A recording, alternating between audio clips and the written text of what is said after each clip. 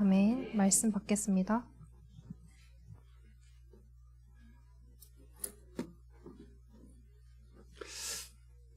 감사하게도 우리 아마 대학생들 가운데 벌써 자립을 하고 전도자를 통해 주신 말씀처럼 독립을 하고 그런 위치에 있는 렘넌트들이 많이 있는 것 같습니다. 참 자랑스럽습니다. 대학생이 스스로 자립한다는 게 쉽지가 않은데 또 기도하면서 잘 인도를 받으시기 바랍니다. 아마 우리나라 어머니들이 아들에 대한 욕심이 좀 지나친 것 같아요. 그러다 보니까 낳았을 때는 아들하고 내 관계가 어떤 관계냐? 일촌이다 그래요. 일촌. 가장 가까운 관계. 근데 이제는 아들 좀 키워갖고 학교를 보내면 그때부터는 일촌이 아니고 사촌이래요. 조금 한 발 떨어지라 그 말이죠. 자기 스스로 이렇게 설 수 있도록 그렇게 하라는 거죠. 이제 군에쯤 가게 되어지면은 한 8촌 된답니다. 그래서 이제 첫 휴가 나올 때만 맨발로 뛰어 나오지 한 세 번째부터 휴가 나오면 또 안 나와 이러잖아요. 그래가지고 이제는 결혼을 시키면 그때부터는 8촌도 안 된대요. 이웃이야. 이제 완전 독립시켜 주라는 거죠. 그 아들 네 부부가 해외로 이사를 가면 그때부터는 해외 동포랍니다. 좀 우스운 이야기죠, 어찌 보면. 너무나 잘 나가는 아들이 있다. 세상 사람들이 다 알아줄 만큼 성공했다 그러면 내 자식이 아니고 국가의 국민의 아들이랍니다. 근데 유일하게 내 아들인 경우가 있는데 그건 뭐냐? 빚진 아들. 빚이 너무 많아가지고 어려움 당한 아들만 내 아들이고 그 애는 내 아들이 아니다 이렇게 표현한 걸 봤습니다. 아마 이제 자녀들이 이렇게 자라면 스스로 독립할 수 있도록 자립할 수 있도록 도와줘야 되는데 심지어 뭐 선진국에서는 이런 이야기 들어봤지 않습니까? 자기 아이가 자라면 부잣집인데도 불구하고 벌써 청소년 되면 네 용돈 네가 벌어라. 네가 가서 아르바이트하고 그래 해가지고 대학생 되면 반값 내라. 네가 지금 매일 이 엄마 아빠 집에 살고 있는 반값도 내고 밥값도 내고 그렇게 하란다는데 부자들일수록 그렇게 한다는데 그게 어찌 보면은 더 성경적이지 않을까 그런 생각이 되어져요. 그래서 우리 렘넌트들이 스스로 언약 잡고 자립할 수 있도록 우리는 도와줘야 될 줄로 믿습니다. 오늘 예배 생활입니다. 우리 자신도 온전한 예배가 회복되어지고 또 우리 가족들 가운데 우리 주위에 예배를 온전히 회복해야 될 대상자들이 참 많이 있을 겁니다. 자, 오늘 첫 번째 하나님의 관심은 복음 가진 전도자에게 있지만 오늘 예배 중심으로 우리가 보기 때문에요. 하나님의 관심은 예배자에게 있습니다. 그렇게 되어 있습니다. 제일 첫 번째가 우리가 참 잘 아는 성경 구절이죠. 요한복음 4장 23절 24절입니다. 아버지께 참되게 예배하는 자들은 영과 진리로 예배할 때가 온다고 그랬어요. 그래서 우리가 하나님 앞에서 예배할 때 성령 안에서 또 진리 안에서 이렇게 예배를 회복하는 거죠. 이게 예배의 올바른 자세라고 말해줍니다. 열왕기상 3장은 우리가 같이 한번 찾아보기를 원합니다. 우리 같이 한번 구약 성경을 한번 펼쳐보도록 하겠습니다. 솔로몬이 오늘 하나님 앞에서 1000번제를 드리고 난 이후에 일어난 증거인데 우리가 성경을 한번 찾아보면서 같이 한번 확인했으면 좋겠습니다. 구약 성경입니다. 511페이지 12페이지에 열왕기상 3장 4절입니다. 한 515페이지 14페이지에 있는 것 같습니다. 4절 한번 읽어보겠습니다. 시작. 이에 왕이 제사하러 기분으로 가니 거기는 산당이 큼이라 솔로몬이 그 제단에 1000번제를 드렸더니 그랬죠. 솔로몬이 왕이 되고 난 다음에 하나님 앞에서 기본에 있는 산당에서 1000번제를 드렸습니다. 여기서 말하는 1000번제는 1000번을 예배를 드렸다 그 말도 맞지만 정확히 말하면 번제를 1000번 드렸다 그 말입니다. 번제가 뭡니까? 예수 그리스도의 완전한 희생을 의미하기 때문에 짐승을 잡아가지고 가죽을 벗기고 각을 뜨고 창자는 밖에서 불사르고 나머지는 단위에도 올려가지고 전부 불태워서 하나의 피는 다 쏟고 완전한 희생을 말하거든요. 그래서 횟수로도 물론 1,000번을 예배를 드렸지만 정확히 말하면은 번제를 1,000번을 드린 겁니다. 이렇게 드렸더니 자 5절 한번 볼까요? 시작. 기브온에서 밤에 여호와께서 솔로몬의 꿈에 나타나시니라. 하나님이 이르시되 내가 내게 무엇을 줄고 너는 구하라. 하나님 얼마나 기뻤던지 1천 번제를 드린 솔로몬에게 꿈에 나타나서 묻는 겁니다. 내가 너에게 무엇을 줄 거니? 솔로몬이 대답합니다. 우리 아버지 다윗은 하나님 앞에서 이렇게 했지 않습니까? 공의와 성실과 정직한 마음으로 하나님을 섬겼더니 하나님이 큰 은혜를 우리 아버지에게 주셨고 또 아들인 내게까지 이 왕권을 허락해 주셨는데 근데 나는 아직 작은 아이다. 출입을 감당할지도 나서야 될지 안 나서야 될지도 모르겠고 근데 우리 백성은 수요가 너무나 많습니다. 하나님 나에게 올바로 백성을 재판할 수 있는 그런 지혜를 주십시오. 그거 한 가지 구했어요. 이게 꿈입니다. 솔로몬이 지금 꿈속에 여호와께서 나타났다고 했기 때문에 내가 너에게 무엇을 주고 할 때에 솔로몬이 원하는 건 딱 하나였어요. 이 많은 백성들을 올바로 지도할 수 있는 그러한 힘과 지혜를 나에게 주십시오. 그리 고백했을 때 하나님께서 얼마나 기뻐했던지요. 오늘 13절 한번 볼까요? 시작.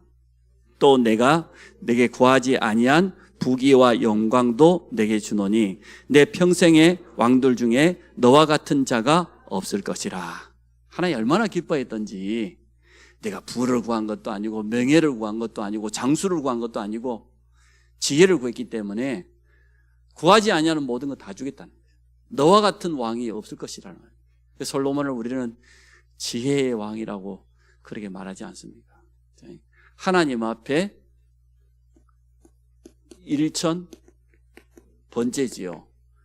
레위기서에 나오는 제사 5가지 중에 가장 키가 이 번제인데 그 솔로몬에게 하나님 주시는 응답입니다. 모든 것 다 주겠다고 말이죠. 자, 세 번째입니다.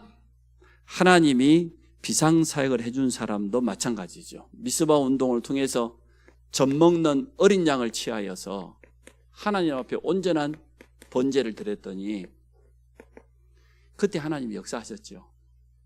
대적 블레셋을 다 무너뜨리는 이런 비상사역, 우리가 예배드리는 이 시간에 하나님이 이렇게 역사하신다는 거죠. 또 네 번째 보니까 하나님이 힘을 주는 사람도 예배하는 사람입니다. 시편 138편입니다. 이건 찬양으로도 우리가 만들어졌죠. 특히 2절 3절에 주의 성전을 향하여서 예배하고 그때에 주께서 응답하시고 내 영혼에 힘을 주시고 나를 강건케 하실 것이다. 내가 예배하는 그때의 하나님은 내게 이러한 힘을 주실 것이다. 그렇게 고백하는 내용을 보게 되어집니다. 자, 다섯 번째는 보니까 이스라엘 백성이 가나안 땅에 입성을 했습니다. 그때 하나님 주신 말씀이에요. 그 땅에 있는 모든 우상, 미신, 점술인, 술객들 다 없애라는 거예요. 모든 우상과 미신을 다 없애라. 그리고 번제를 드리고 하나님 앞에 온전한 11조를 드리고 서원제를 드리라고 그렇게 말해주고 있습니다. 자, 두 번째, 예배가 우리의 일상생활이 되어야 된다고 그랬어요. 그럴 수밖에 없는 게 로마서 12장 1절이 우리에게 성경이 분명히 말해주고 있죠. 우리 몸을 하나님이 기뻐하시는 온전한 산 제물로 드리라는 거예요. 이게 우리가 드릴 수 있는 영적 예배라는 거예요. 우리 몸을 드리라고 말은 우리의 삶 전체를 하나님 앞에 예배로 드리라고 말이죠. 우리 삶 자체가 예배라고 하는 것입니다. 그래서 일상생활이 예배가 돼야 되겠는데 주일 예배와 또 평일 예배 구분할 필요는 없겠습니다만은 평일 예배를 드리시기 바랍니다. 주일 예배는 하나님께서 우리에게 하신 명령이고 우리 삶의 가장 우선순위죠. 성경에 이게 대해서 명령한 내용들이 많이 있습니다. 마지막에 세 번째 가서 제가 한번 설명해 보도록 하겠습니다. 이사야에서 66절에 보니까 매월 초하루 안식일마다 하나님 앞에 나와서 예배하라고 되어 있습니다. 또 우리의 평일 예배지요. 어찌 보면 우리 지교회 모임 현장에서 다락방을 하고 미션을 하고 이게 평일 예배가 되어지겠죠. 모든 있는 곳에서 자신이 있는 현장에서 현장 예배를 해보게 해라. 예배가 우리 일상생활이 되어지도록 하라는 거죠. 그래서 내가 있는 곳, 가는 곳에서 예배가 우선순위가 되어져야 됩니다. 아브라함이 갈대아 우르를 떠나서 가나안 땅에 들어가자마자 뭐 했습니까? 예배부터 드렸어요.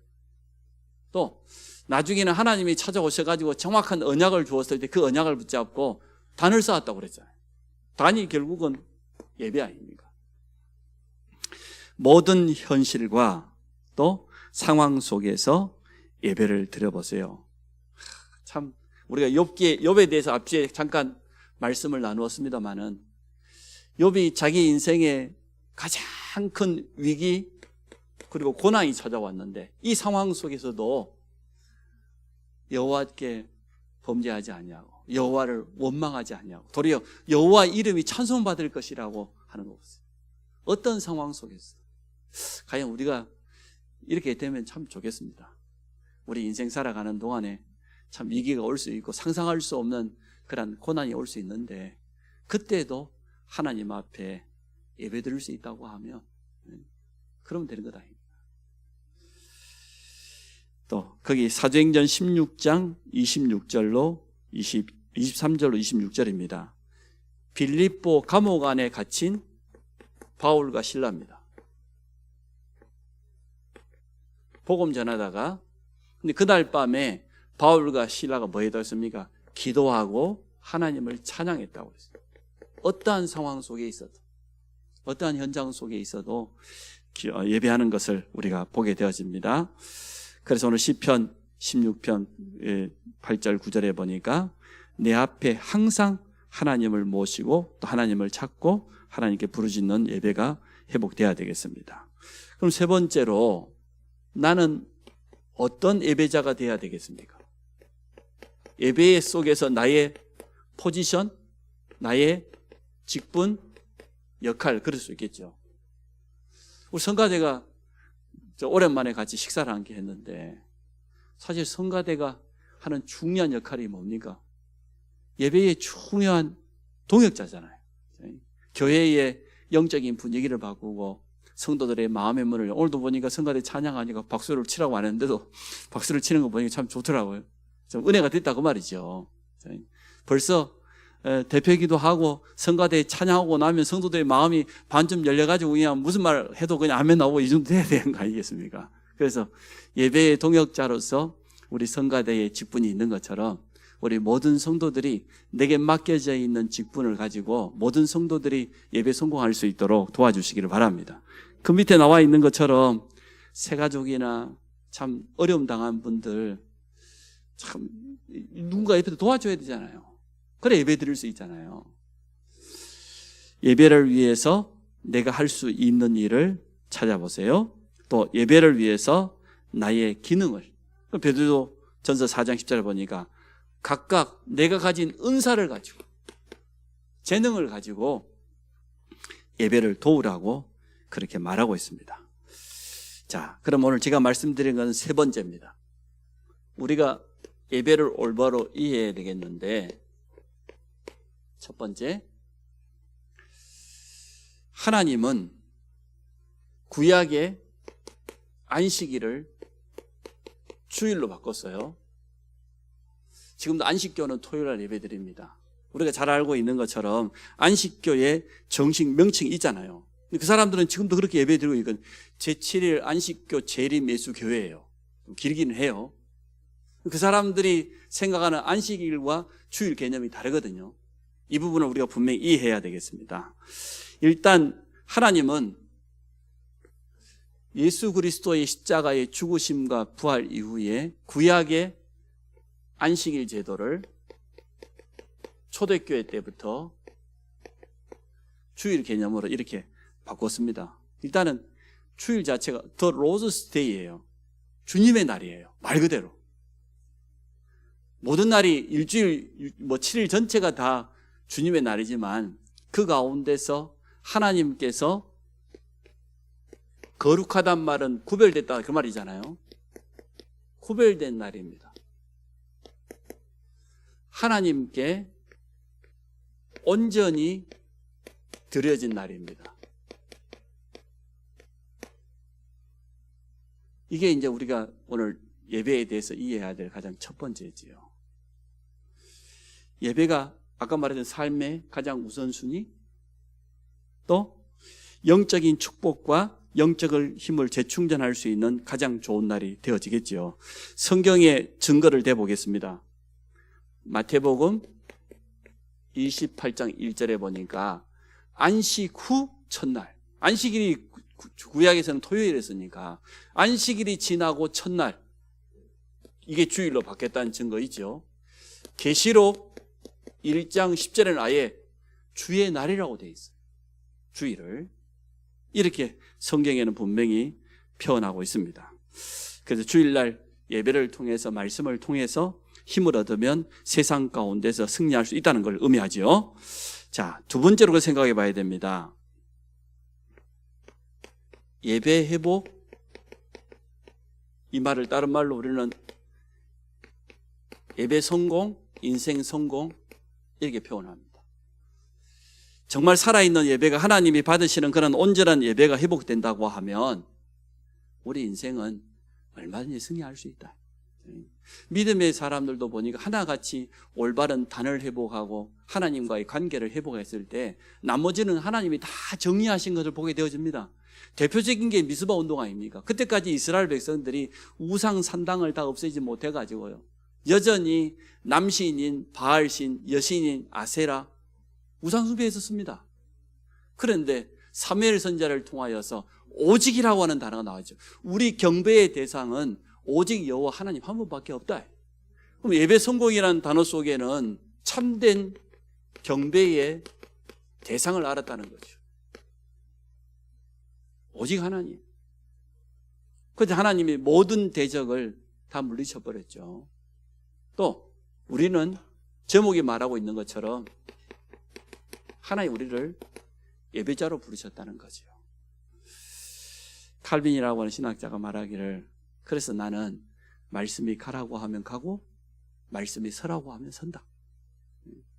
우리도 마찬가지입니다. 하나님의 말씀이 우리 모든 성도들의 영적인 내비게이션 되시기를 바랍니다. 그래서 늘 우리의 관심은 어디에 있어야 되냐?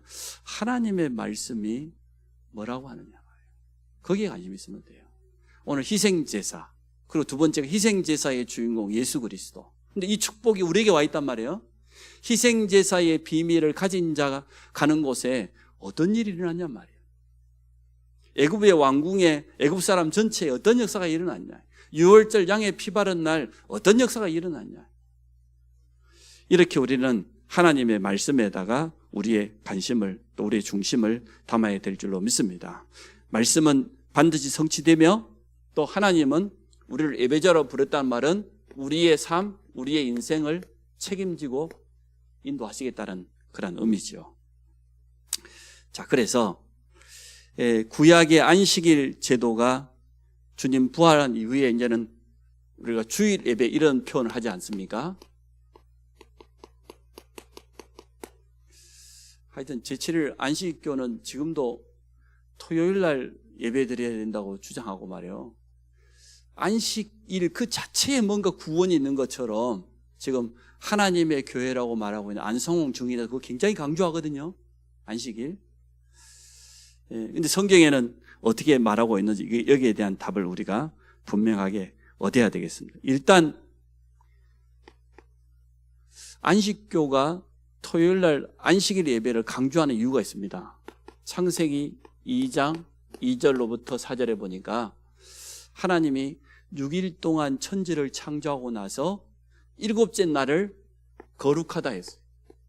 그래서 여기서부터 이제 안식이라는 단어가 나와요. 안식하셨다. 그래서 또 두 번째입니다. 우리가 10계명 가운데 네 번째 계명입니다. 나 외에 다른 신을 두지 말라. 우상 숭배하지 말라. 여호와 이름을 망령되이 일컫지 말라. 또 네 번째가 뭡니까? 안식일을 기억하여 거룩히 지키라. 그래서 대표적인 성경 구절 두 가지를 가지고 안식교는 지금도 우리 개신교를 향하여 특히 많은 교회들을 향하여서 말이죠. 안식일날 예배 안 드리고 주를 마음대로 드린다고 그렇게 비난을 합니다. 이게 이제 자기들이 주장하는 가장 대표적인 근거가 되어지겠죠. 그런데 성경은 이렇게 말하고 있습니다. 마태복음 12장 8절에 보니까 인자는 안식일의 주인이니라. 인자란 말은 그리스도를 말하는데 그리스도께서 안식일의 주인이다.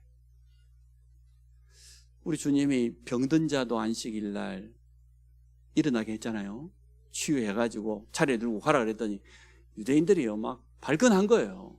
아니 안식일 날 사람을 고치면 되냔 말이에요. 주님이 얼마나 안타까웠더니 그럼 너희 나귀가 그러면 물구덩이에 빠졌으면 안식이라고 가만 놔둘 거냐 죽으라고. 에? 하도 말이 안 통하니까 말이에요. 제자들이 밀밭 사이로 이렇게 가면서 밀을 이렇게 손으로 비볐어요. 까먹었겠죠. 저도 어렸을 때 해봤거든요. 밀을 꺾어가지고 불에 구워가지고 비벼먹고 그랬는데 그랬더니 그걸 보고 당장에 서기관 지사님이 뭐라고 합니까? 봐라, 예수 제자들 봐라요. 안식일은 노동한 거 봐라. 손을 비볐으니까 노동한 거 아닙니까?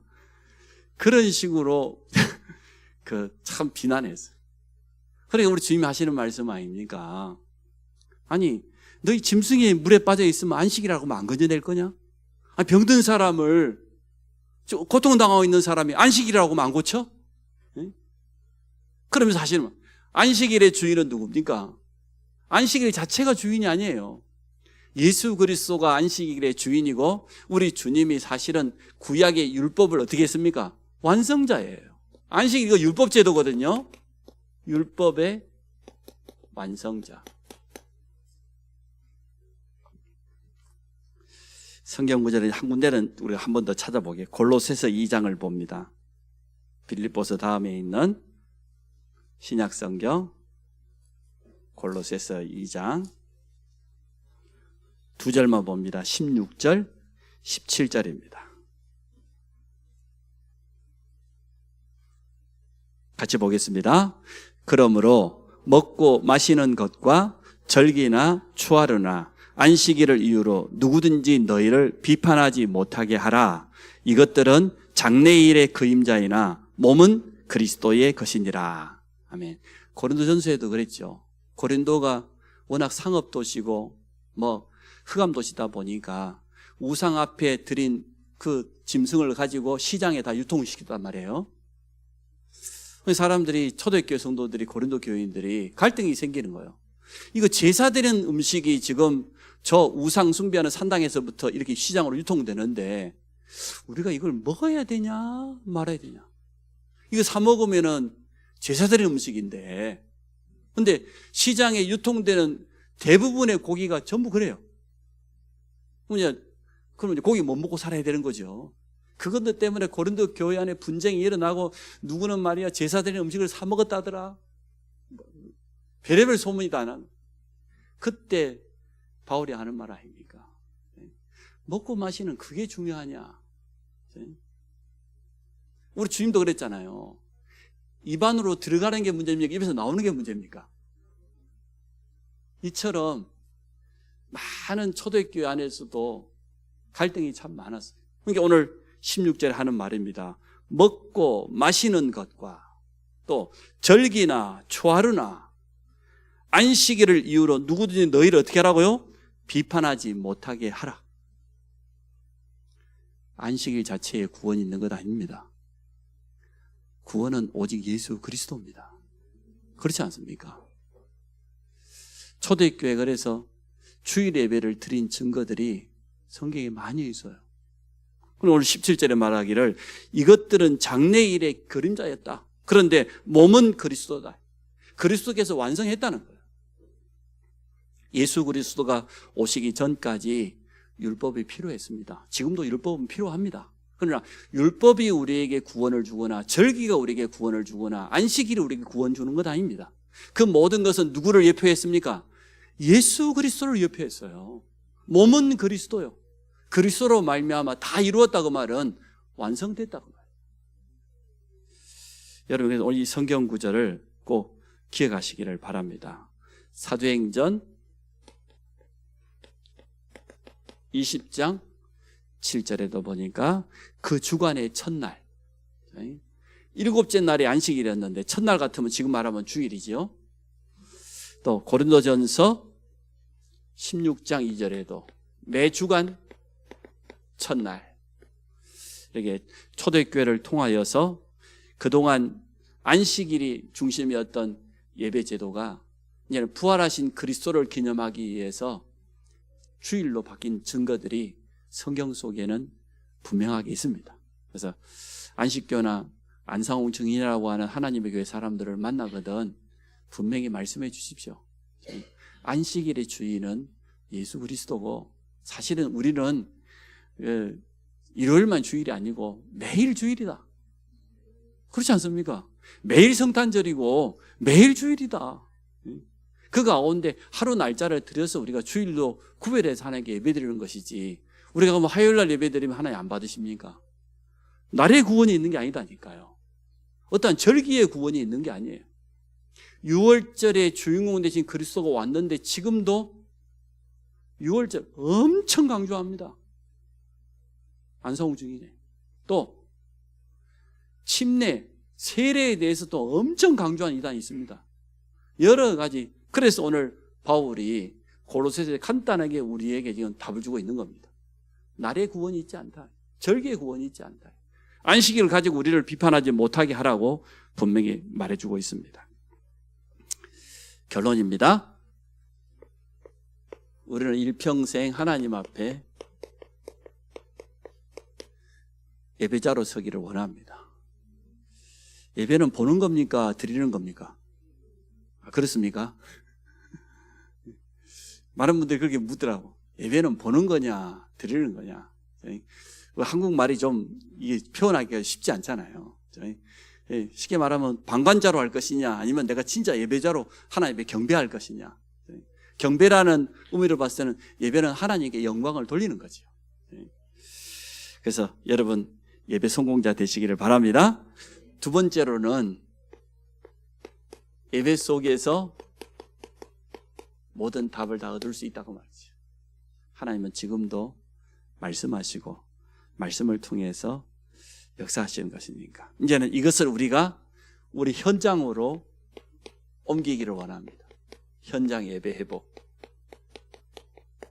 그래서 우리 지교회나 또 미션홈이나 또 가정 예배를 통하여서 올바른 예배가 뭐다? 이런 부분들을 조금 도와줘요. 예를 들어서 우리 자녀들이 어린 유치원생이다, 초등학생이다 그럴 것 같으면 우리가 토요일 날 가정 예배를 드리면 어떻게 되겠습니까? 말씀을 가지고 포럼도 하겠지만 예배와 함께 내일 주일이기 때문에 미리 내일 말씀도 한번 준비해보고 본문도 읽어보고 그러면서도 또 부모님들이 올바로 헌금을 준비할 수 있도록 지도해 줘야 돼요. 꼭 필요한 거예요. 그러면 아이들이 가정에서부터 올바른 예배를 틀림없이 배우게 되겠죠. 제가 제일 부러웠던 게 그거예요. 장로님 집에 토요일 날 불러서 가봤더니 토요일 저녁이 되었는데 그 장로님 아버님 어머님도 장로님이고 권사님이셨거든요. 하고 또 우리 가르치던 그때는 부장집사님 부부하고 아들만 3명이에요. 딱 7명을 딱 앉혀놓고 예배 드릴 수 있는 준비를 딱 해가지고 예배를 드려요. 저한테 보여주는 그거 보여주려고 저를 부른 거예요. 토요일 날 미리 예배 드려야 된다. 그리고 우리를 가르쳤던 스승 목사님 중에 한 분은 토요일 날 주보가 이렇게 오후 늦게 제작이 되고 나오잖아요. 주보를 하나 갖다 주라고. 사택이 바로 교회 옆에 있으니까 주보를 딱 펼쳐놓고 이 예배 순서에 나와 처음부터 끝까지 목사 해보는 겁니다. 혼자서 찬송하고 교동문하고 사도신경하고 또 찬송하고 설교 한번 해보고 마지막에 축도까지. 그래요. 그렇게 본인이 토요일날 예배를 한번 드려보고 나서 주일날 강단에 선다는 거예요. 근데 개인적으로 하나님 앞에 드리는 예배가 되겠죠. 그래서 우리 자녀들에게 후대들에게 올바른 예배의 비밀을 전달하는 그런 응답 누리시기를 주의 이름으로 축복합니다. 하나님, 일평생 우리를 우상 앞에 서는 자가 아닌, 헛된 귀신 섬기는 자가 아닌 하나님의 자녀요, 예배드릴 수 있는 특권 주신 것 감사합니다. 이 비밀을 가지고 온전히 하나님께 영광 돌릴 뿐만 아니라 예배 때마다 살아있는 하나님의 말씀으로 우리 영이 소성되게 하여 주시고, 우리의 상처난 마음과 생각이 치유될 뿐만 아니라 참된 확신과 믿음에 도전할 수 있도록 축복하여 주옵소서. 미스바에서 하나 되어 예배할 때 일어났던 역사처럼 우리가 예배드리는 이 시간에 우리 관계된 모든 곳에 하나님의 나라가 임한다고 하는 분명한 확신 가지고 영적으로 산 예배를 삶 속에서 회복하도록 축복해 주옵소서. 이 비밀이, 이 축복이 우리 자녀 후대들에게 심겨지기를 원합니다. 어려서부터 올바른 예배를 배울 뿐만 아니라 예배 속에서 모든 답을 얻는 후대들로 축복하여 주옵소서. 우리 주일학교 각 기관을 책임지고 있는 교역자와 전문 사역자들을 축복해 주옵소서. 우리 후대들이 정말 우리 교역자를 통해서 우리 귀한 장로님들과 직분자들을 통하여서 모델로 삼고 배우게 하여 주시고, 또 앞으로 237 전 세계 현장에 나가서 올바로 예배를 회복하는 주역들이 되어지도록 축복해 주옵소서. 마지막 때 모이기를 피하는 모든 흑암의 방해가 주 예수 그리스도 이름 앞에 무너지는 증거를 허락하여 주옵소서. 예수 그리스도 이름으로 기도합니다. 아멘.